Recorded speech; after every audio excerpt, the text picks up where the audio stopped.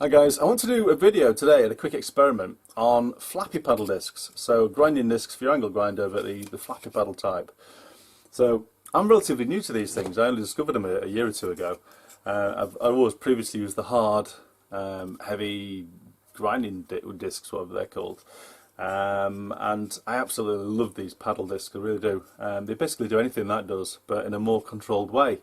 So it's a little bit more gentle, but they seem to create less heat and sparks and mess, but also they're more forgiving, so if you touch a bit of floor panel body that you don't want to be cutting holes into, they don't do as much damage as quickly. So I think they're brilliant, really like them. So I've been working on Beefcake now for 2-3 months, as with the Bristle Blaster video I did a few weeks ago and stuff. I've been stripping the floor pan, I've repainted it in epoxy paint, but while I was doing that I had a couple of holes I had to weld up.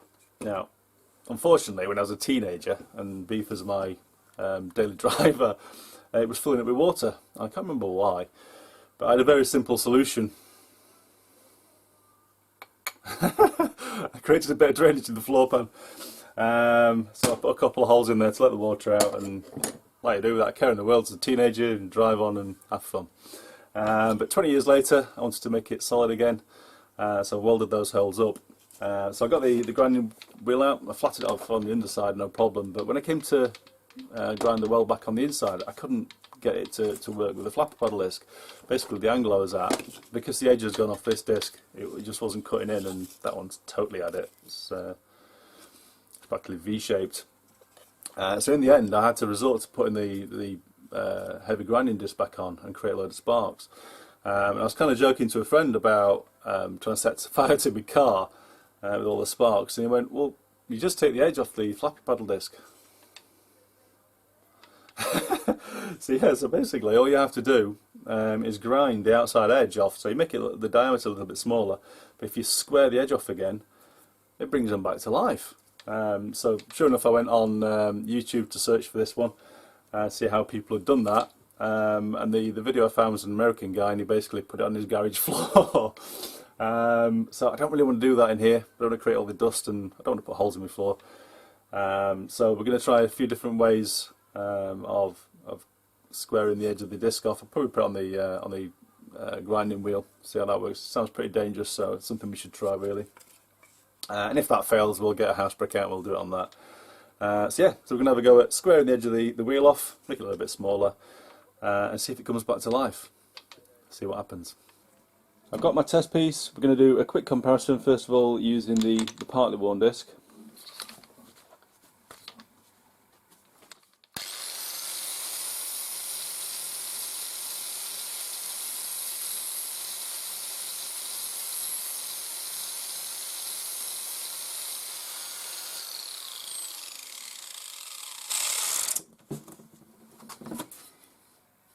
Kind of got there, but it's not cutting much away.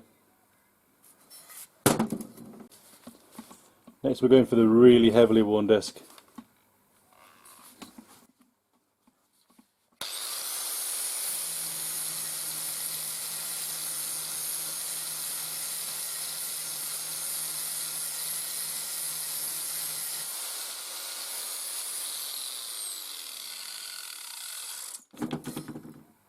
That's pretty rubbish.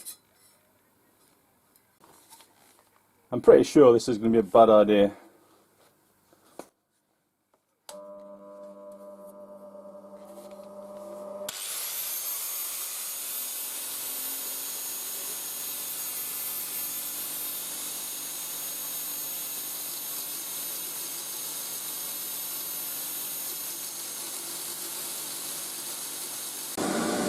Well, it seemed to work quite well actually. Nothing exploded in my face, which is nice.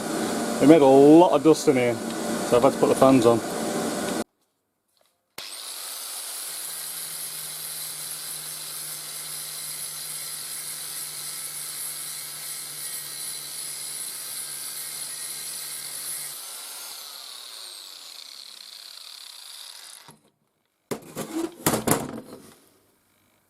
It's working much better.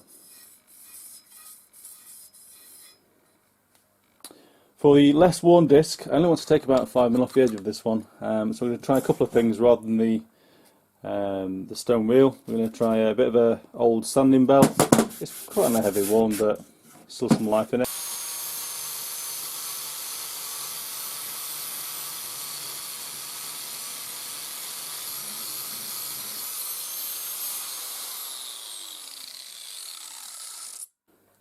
That works ever so well. That works even better than the stone wheel. It's got a really nice square edge back on it, and it took no time at all. I am surrounded in a cloud of dust again though. There's probably about a mil or two more I can take off this disc before we get back to completely fresh material. So just as a quick comparison, I'm going to try it on concrete. This is actually a common, or half a common house brick, so it's basically concrete. So we'll give it a quick whirl, see how it goes.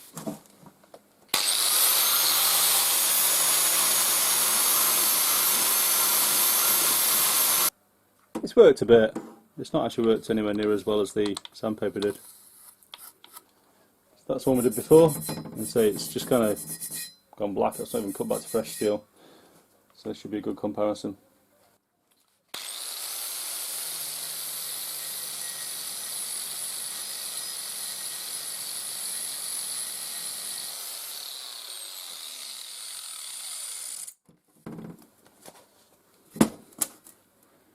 Probably hard to tell on the camera, but that cut back a lot faster. I'm really impressed by that. It seems to work an absolute treat. I'm not sure how long it'll last. I guess with a disc that's only partly worn like this, it should last as long as it takes for the disc to get back to where it started, I guess. But I'm not really sure.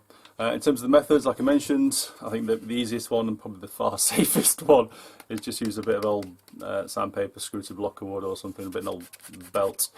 But whatever you do, whichever method you use, you need to either do it outside or put a mask on and put your fans on, because by the end of it you're stood in a cloud of dust. It's a really messy one. Cheers guys, take care.